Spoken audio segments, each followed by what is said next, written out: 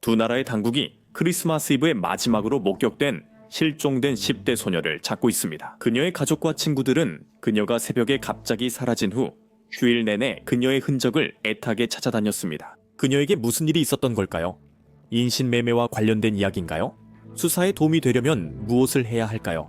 로앤크라임이 제공하는 사이드배에 오신 것을 환영합니다. 저는 제시 웨버입니다. 급박한 상황이 텍사스 샌안토니오에서 발생했고 법 집행 기관이 관련되어 있습니다. 베어 카운티 북서부에 거주하는 주민들에게 감시 카메라를 확인하고 크리스마스 이브 무렵에 수상한 일이 포착되면 즉시 당국에 신고해달라고 요청하고 있습니다. 왜일까요? 베어 카운티 보안관에 따르면 19세 카밀라 멘도사 올모스가 마지막으로 목격된 시점이 바로 그때였습니다. 당국은 그녀가 즉각적인 위험에 처해 있을 수 있다고 밝혔습니다. 당국에 따르면 카밀라 씨는 오전 7시 직전 마지막으로 목격됐습니다. 12월 24일 수요일 카스피안 스프링 지역에서였습니다. 보안관 사무실은 그녀가 집 근처 이웃 감시 카메라에 찍혀 차 안에서 뭔가를 찾고 있었다고 보고 있습니다.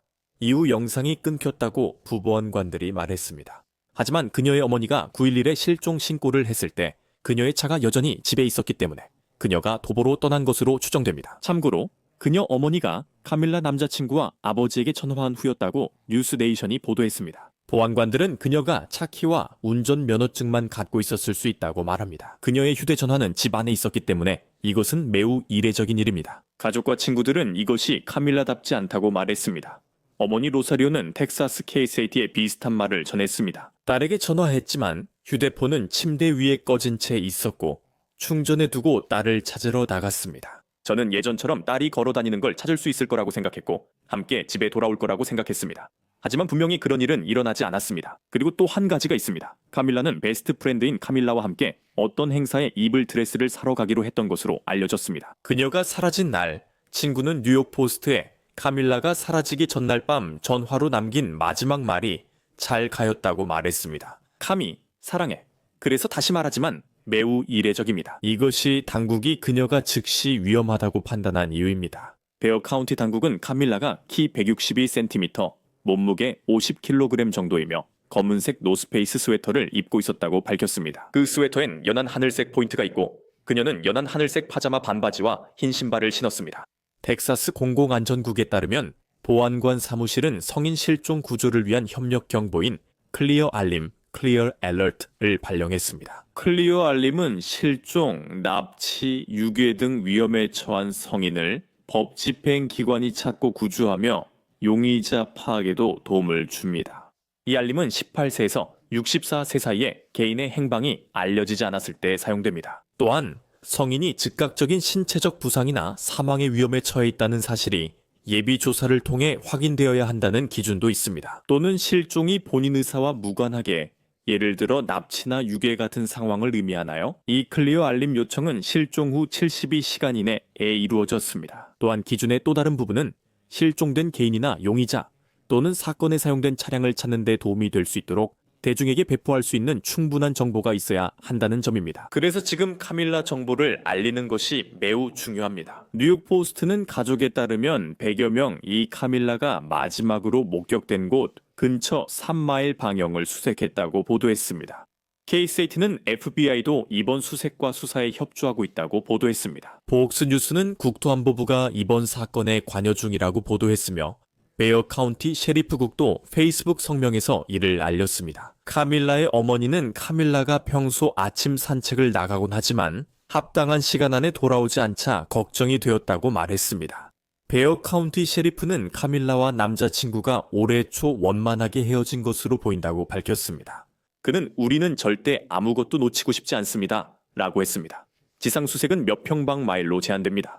또한 이 사건이 미국 본토 밖으로 우리를 이끌 수도 있다는 가능성도 배제하지 않고 있습니다. 그리고 미국 외의 당국도 이 19세 청년을 찾고 있는 것으로 확인됐습니다. 국경을 넘어 멕시코 누에보론 주 검찰청에서도 카밀라의 사진이 담긴 공고를 내고 정보를 요청한 것으로 보입니다.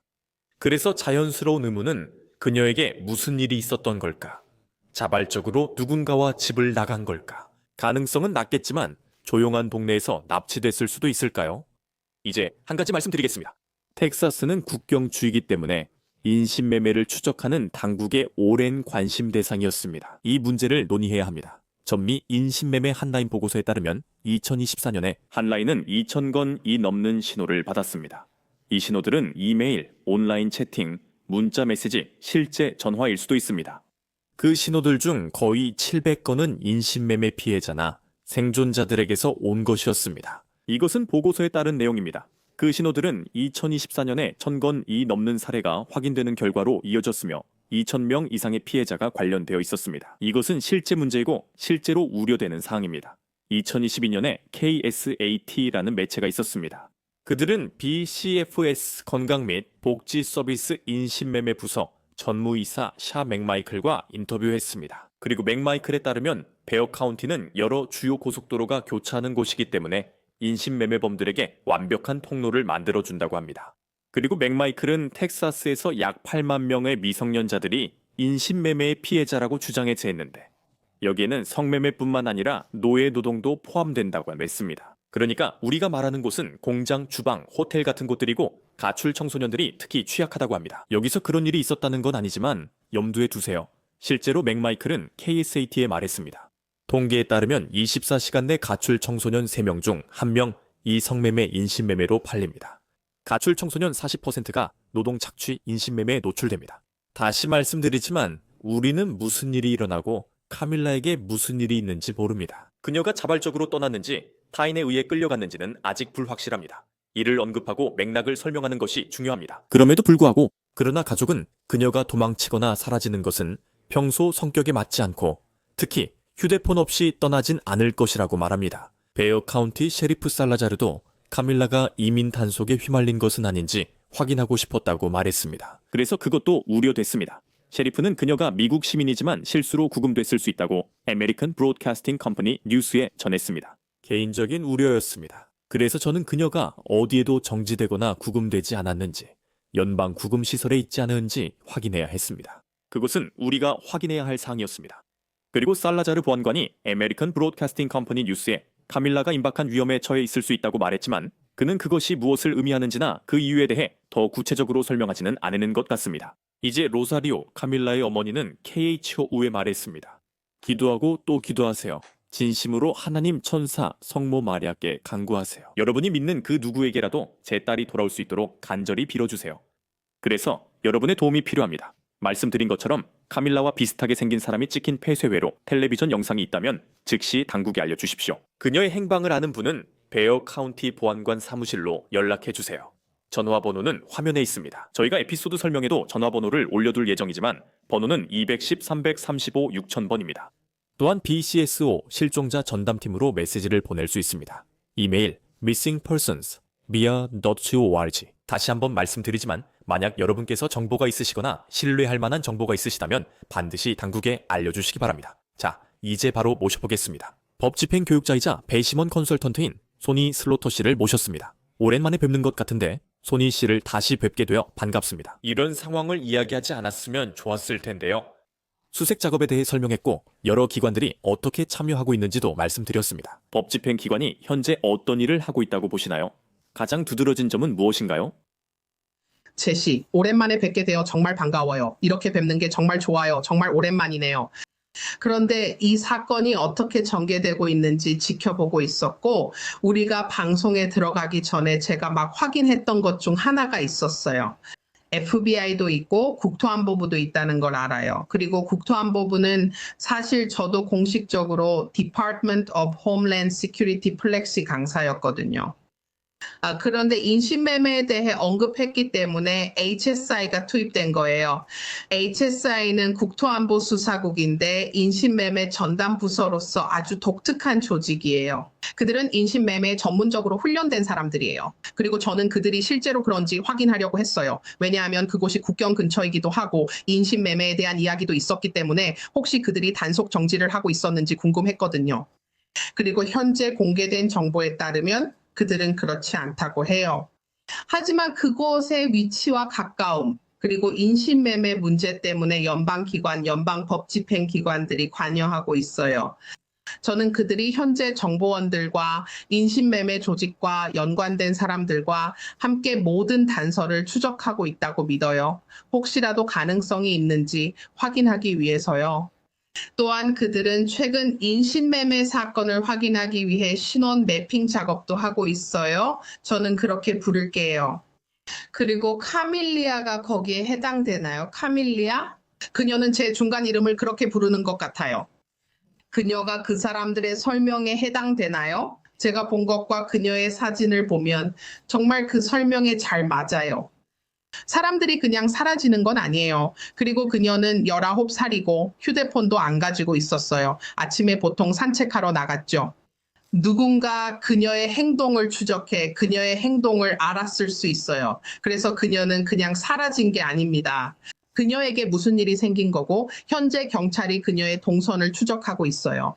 그 지역의 다른 폐쇄회로 텔레비전 영상을 찾아보고 질문하고 인터뷰를 진행하고 문을 두드리며 그러니까 일명 노킹 토크를 하고 있어요. 그건 FBI에서 잘하는 일이에요. 보통 그렇게 하죠. 그리고 나서 그녀가 어디에 있을 수 있는지 알아내려고 노력하고 있어요. 인신매매가 한 가지 요소예요. 그녀가 국경을 넘었는지 아니면 아직 그 지역에 머물러 있는지 여부도요. 그리고 며칠이 지났기 때문에 정말 많은 일들이 벌어지고 있어요. 잠깐만요. 이 부분을 더 설명할게요. 우리는 여기서 무슨 일이 일어나는지 확실히 몰라요. 잠시 인신매매가 이 사건에 포함된다고 가정하면 누군가 인신매매에 휘말렸을 땐 어떻게 될까요? 그들에게 무슨 일이 일어났는지 알아내는 것이 얼마나 어렵고 그들을 되찾는 것이 얼마나 어려운 일인가요? 무슨 일이 일어났는지 알아내는 것은 매우 어렵습니다. 특히 아무도 아무것도 보지 못했다면 더욱 그렇죠. 그리고 그 지역에 범죄 조직이 활동하고 있고 아무도 말하지 않는다면 상황은 훨씬 더 어려워집니다. 사람들이 금방 숨어버릴 수 있고 그녀가 몇 시간 동안 사라져 있었기 때문이죠. 그게 인신매매든 아니면 이렇게 말하기는 싫지만 인신매매 요소가 없는 단순 납치든 간에요. 사람들은 정말 순식간에 사라질 수 있고 일들이 아주 빠르게 지하로 숨어버릴 수 있어요. 그리고 나면 인신매매로부터 사람들을 되찾아오는 것은 정말 어렵죠. 잘 연결되어 있고 보이지 않게 운영되는 조직들에서는 사람들이 정말 순식간에 사라질 수 있어요. 제가 앞서 말씀드렸듯이 법 집행기관에서는 사람들에게 감시 카메라 영상을 제출하거나 직접 확인해달라고 요청하고 있습니다. 그게 얼마나 도움이 될까요? 법 집행기관은 그 영상을 어떻게 분석해 그녀를 찾거나 시간대를 파악하나요? 그 과정이 궁금합니다. 네, 대부분의 사람들이 잘 모르는 것 중 하나는 법 집행기관이라고 하면 항상 배지를 단 사람들만 떠올린다는 점입니다. 법 집행기관에는 선서한 요원 외에도 여러 절차를 담당하는 민간인 직원이 있습니다.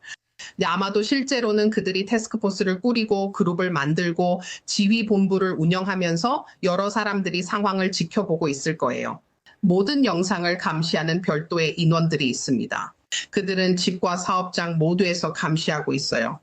그리고 그들이 하는 일은 그녀가 마지막으로 목격된 곳과 실종된 곳의 중심 부분을 잡고 거기서부터 모든 영상 자료를 확인하는 거예요. 그들은 사업장, 은행, 상점, 그리고 고속도로 같은 곳들을 살펴보면서 이동 경로가 어디였을지 추정해요. 그 차량들을 식별해요. 그 일은 영상을 분석하고 검토하는 분석가들이 하는 거예요. 그리고 나서 그 정보는 인터뷰를 진행하는 선서한 법 집행 전문가들에게 전달돼요. 그리고 그들은 오해나 잘못된 정보를 줄이려고 노력하고 있어요. 그래서 여러 방향으로 흩어지지 않도록 하고 있죠. 이 작업은 정말 지루해요. 그들이 무엇을, 누구를 찾는지 확실히 알지 못하기 때문이죠. 확인된 피해자 외에는요, 이 일은 힘들고 오래 걸리고 매우 체계적으로 이루어져요. 그리고 결국에는 미국 연방보안관들이 개입해서 가능하다면 추적을 도울 수도 있어요. 미국 연방보안관 서비스에서 일하는 분들은 세계에서 가장 뛰어난 추적자들 중 한 명이에요. 이름이 언급되지 않았더라도 미국 연방보안관들이에요.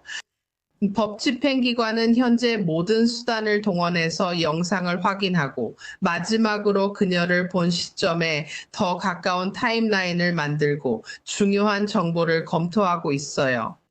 누구든 어떤 영상이든 있으면 모두 공개해 달라고 하고 있어요. 이 사건이 명확히 경보 대상이 된 것이 왜 중요한가요? 제가 전에 말씀드렸듯이 그 기준이 무엇인지 FBI가 관여하고 지원하고 있다는 점, 국토안보부도 지원하고 있다는 점이 있습니다. 여러 기관과 베어 카운티 보안관 사무실 간에 이런 명백한 공조가 이루어지고 있습니다. 보도에 따르면 100명이 넘는 사람들이 수색에 참여했다고 합니다. 많은 이들이 지켜보고 자원이 투입되며 이제 클리어 알림 시스템도 이 작업에 포함됐습니다. 그게 얼마나 중요한지, 그리고 그 덕분에 우리가 그녀를 더 빨리 찾을 수 있을 거라는 안도감을 느끼시나요? 네, 클리어 알림이 발령된 것은 정말 이례적인 일인데 항상 그런 알림이 나오는 건 아니거든요. 여러 법 집행 기관이 협력하는 것이 항상 특별한 일은 아니지만 이런 특별한 경우에는 모두가 자신의 역할과 임무를 정확히 알고 있습니다. 그리고 강력한 지휘 체계만 있다면 그녀가 어디에 있고 무슨 일이 있었는지 곧 알게 될 거라고 믿어요. 그녀가 어디에 있든 빨리 구조되길 바랍니다. 하지만 만약 그렇게 되지 않는다면 가족들은 그들이 속한 지역사회에서 겪고 있는 모든 일들의 장기화와 맞서 싸워야 해요.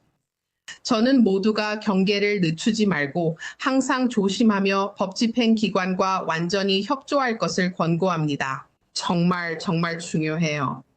법 집행 기관뿐만 아니라 지역사회의 협력도 정말 중요해요. 현재까지 공개적으로 보도된 내용만 보면 이런 상황이 얼마나 이례적인가요? 우리는 그녀에게 무슨 일이 일어났는지에 대해 정확히 알지 못하고 이곳에서 무슨 일이 있었는지에 대한 물리적 증거도 없습니다. 차를 수색하는 그녀의 이상한 영상이 있고 그녀의 휴대전화도 남겨져 있었습니다. 그녀가 운전면허증을 가지고 갔을 수 있지만 아직 아무것도 못 찾았습니다. 그게 얼마나 걱정스러운 일인가요? 법 집행기관이 공개된 것보다 더 많은 정보를 알고 있을 수도 있을까요? 제 말은 그들은 위험을 언급하지만 구체적으로 설명하진 않잖아요. 대중은 항상 더 많은 정보를 원하지만 때로는 침묵과 공유되지 않는 정보가 정말로 중요할 때가 있어요. 왜냐하면 첫째로 그들이 구출하려는 개인의 안전을 보장해야 하기 때문이에요. 그리고 분명히 그들은 뭔가를 하고 있고 공유하지 않는 정보도 가지고 있을 거예요. 그건 전략적이고 의도적인 것이며 어떤 것들은 비밀로 해야만 해요. 왜냐하면 추가 정보가 있다면 범인이나 범인들이 자신들이 얼마나 가까이 있는지 정확히 알기를 원하지 않기 때문이에요. 그래가지고 일부 정보를 공개하지 않는 것이 매우 중요하고 임박한 위험이 있다는 것을 알리는 것이 정말 중요해요. 사람들은 정확히 무엇인지 집착하지 말고 임박한 위험 같은 핵심 단어에 집중해야 해요. 그리고 이미 위험을 확인하지 않았다면 그런 식의 언어를 사용하지 않는다는 것도 알아야 해요. 그게 무슨 뜻이죠? 임박한 위험. 그게 무슨 의미인가요? 어떤 점이 그들에게 그런 결론을 내리게 했을까요? 그들은 피를 발견했을 수도 있고 그녀가 무언가를 복용하고 있다는 정보를 들었을 수도 있어요. 분명히 그들이 공개하지 않은 어떤 증거가 있어서 임박한 위험이라고 말하는 것 같아요. 뭔가를 알고 있는 거죠. 그렇지 않으면 그런 표현을 쓰지 않았을 거예요. 임박한 위험은 대중에겐 알려지지 않았지만 법 집행 기관에는 알려졌을 수 있고 그 위험이 심각하다는 의미입니다. 그리고 그들이 찾고 있는 사람을 찾기 위해서 대중으로부터 최대한 많은 정보를 얻어야 한다는 의미예요. 마지막 부분을 자세히 설명해 주실 수 있나요? 어떤 의미인가요? 이 사건의 핵심이 될 수 있는 감시 카메라 영상 외에 대중이 더 할 수 있는 일은 무엇이 있을까요? 제가 그녀의 인상착의와 연락처를 언급했는데 지금 대중이 할 수 있는 일은 무엇인가요? 계속해서 영상을 주의 깊게 보고 보도를 지켜봐 주세요. Law and Crime Network나 법 집행 기관과 같은 신뢰할 수 있는 기관에서 제공하는 정보를 공유해 주세요. 음모론에 빠지지 말고 수사와 관련된 일은 법 집행 기관에 맡기세요. 그리고 계속해서 정보를 공유해 주세요. 제가 빨리 말씀드리고 싶은 건 제시가 오래전 일이라는 점입니다. 제니퍼 캐싱은 플로리다에서 실종됐고 최근 그녀의 사건이 다시 주목받고 있어요. 벌써 20년이 넘었습니다. 피해자 지원 사무소에서 일할 때 제니퍼 캐싱 부모님께 가족들이 알아야 할 점을 배웠어요. 많은 사람들이 포스터를 붙이기를 좋아하지만 포스터는 그 위치에 따라 영향을 받을 수 있어요. 제니퍼 캐신 가족이 했던 일 중 하나입니다. 그들은 지금 여러분이 공유하고 있는 정보와 다른 사람들이 공유하고 있는 이름, 생년월일, 몸무게, 그리고 모든 세부사항과 번호가 적힌 명함을 만들었어요. 그리고 그 명함으로 할 수 있는 일은 식당 같은 곳에 어디든지 놓아둘 수 있고 그냥 계속 두고 올 수 있다는 거예요. 그래서 만약 안타깝게도 그녀가 바로 발견되지 않는다면, 그리고 만약 가족 중 누군가가 실종된다면 명함은 여러분에게 또 다른 의미를 제공합니다. 명함은 작지만 강한 메시지를 전해요. 화장실이나 테이블 어디든 둘 수 있어요. 외식하러 나가면 사람들은 명함은 가져가도 전단지는 잘 안 챙기죠. 그래서 법 집행 기관을 돕기 위해서는 그 정보를 유지하고 계속해서 퍼뜨릴 수 있는 능력이 정말 중요해요. 그게 도움이 되고요. 그리고 우리가 무언가를 보면 신고하세요라고 말할 때 그건 정말 사실이에요. 그녀의 사진을 눈에 띄게 두고 그녀의 이름을 계속 말하며 그녀가 발견될 때까지 이 사건에 대해 계속 이야기해야 해요. 그리고 마지막으로 멕시코나 미국 외의 당국이 누에보런 검찰청을 돕는다는 생각에 대해 말씀드리고 싶어요. 그들은 공지를 내고 있어요. 이 어린 소녀의 사진을 올려서 어떤 정보든 제보해달라고 요청하고 있어요. 그게 어떻게 작동하는 거죠? 미국 외의 당국이 이 수사에 협조할 거라고 확신하십니까? 네, 저는 확신해요. 물론 TV나 여러 사건들을 보면 미국 외의 모든 법 집행 기관에 부패가 있다고 항상 믿는 건 아니에요. 왜냐하면 저는 인신매매와 관련된 이런 특정 사건들을 다뤄봤고 인터폴이나 다른 법 집행 기관들과도 협력해본 경험이 있기 때문이에요. 우리는 미국 외 해외의 현지 파트너들에게 의존해요. 왜냐하면 관계를 구축하고 정보를 공유하며 미국에서 이송된 사람들을 다시 찾고 구출하기 위해 노력하고 있기 때문이에요. 이 모든 일이 벌어지고 있다는 사실만으로도 얼마나 긴박한 위협이 존재하는지 보여줘요. 또한 법 집행 기관이 공유하지 않는 정보도 있다는 뜻입니다. 소니 슬로터님, 이렇게 나와주시고 시간 내서 상황을 설명해 주셔서 정말 감사합니다. 진심으로 감사드립니다. 불러주셔서 감사합니다. 지금까지 사이드바에서 전해드릴 소식은 여기까지입니다. 여러분 함께해 주셔서 정말 감사합니다. 언제나처럼 유튜브, 애플 팟캐스트, 스포티파이 등에서 구독해 주세요. X와 인스타그램에서 저를 팔로우하세요. 제시 웨버였습니다. 다음에 뵙겠습니다.